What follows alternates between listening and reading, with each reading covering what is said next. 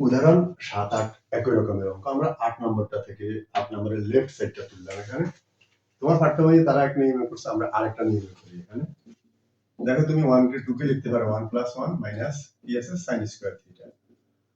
এরপর দেখো এই 2 কে লেখা যায় 1 + 1 আর আছে কি প্লাস tan স্কয়ার থিটা। এবার দেখো এই পর্যায়ে তুমি দেখবা এই যে এতটুকুতে একটা সূত্র হয়, এতটুকুতে একটা সূত্র হয়, কেমন? তো তুমি কি লিখবা 1 + 1 মানে sin স্কয়ার কে লেখা যায় cos square theta plus 1 plus এটা সূত্র, এটাও সূত্র, এটাও সূত্র। 1 প্লাস tan কে কি লেখা যায়? 1 প্লাস tan কে লেখা যায় sec স্কয়ার থিটা। ওকে, 1 প্লাস tan কে লেখা যায় sec স্কয়ার থিটা, এটা একটা সূত্র। এই পর্যায়ে আসো, এখন তো সামনে অঙ্ক করব। ধরো উপরের অংশ কিছুই নাই, এটাও একটা অঙ্ক হতে পারে। এখান থেকে এর আগে আমরা অনেকগুলো অঙ্ক তোমাদেরকে দেখালাম যে এই সবগুলো অঙ্ক একই রকম, বাট ওই অঙ্কগুলো এখান থেকেও শুরু হতে পারে, অনেকগুলো আছে। এটাতে কি করবা? এটাতে তুমি এটাকে রাখবা, এটাকে চেঞ্জ করবা। এই cos কে চেঞ্জ করলে হয়ে যাবে sec, এটা রাখবা। নতুবা এটাকে রাখবা, এটা চেঞ্জ করবা না, এই sec কে চেঞ্জ করলে হয়ে যাবে cos। দুইটার একটা, দুইটাকে চেঞ্জ করা যাবে না।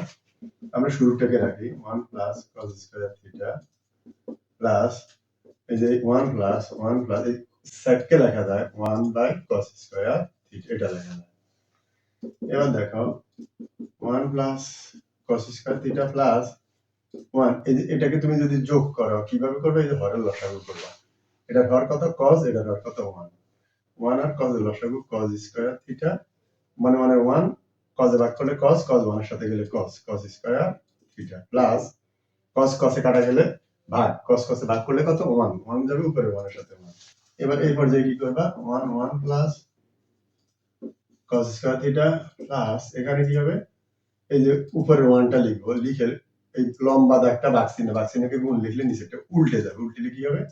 cos টা চলে যাবে উপরে আর এটা চলে যাবে নিচে, এটা প্লাস।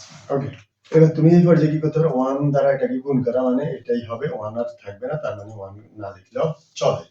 এখন কি হবে দেখো, এখন উপরে আছে 1 1 plus cos square theta plus, sorry এটা এইভাবে, এটা কি করবা? এই যে নিচে এখানে যা এখানে তা হরের লসাগু দেব, অর্থাৎ এই অংশ আর এই অংশকে যোগ করা। তার মানে নিচে দুইটা যেহেতু একরকম, আমরা একটা লিখবো 1 প্লাস cos স্কয়ার থিটা। এবার এটা দ্বারা এটাকে ভাগ করলে এটা দুইটা যেহেতু একরকম, পদ হবে 1, 1 উপরে 1 এর সাথে যাবে 1, এই প্লাস এটা ভাগ করলে হবে 1, 1 উপরে cos স্কয়ার থিটার সাথে গেলে হবে cos স্কয়ার থিটা। ওকে, এটা কাটা গেলে 1, এটা রাখছে। ওকে,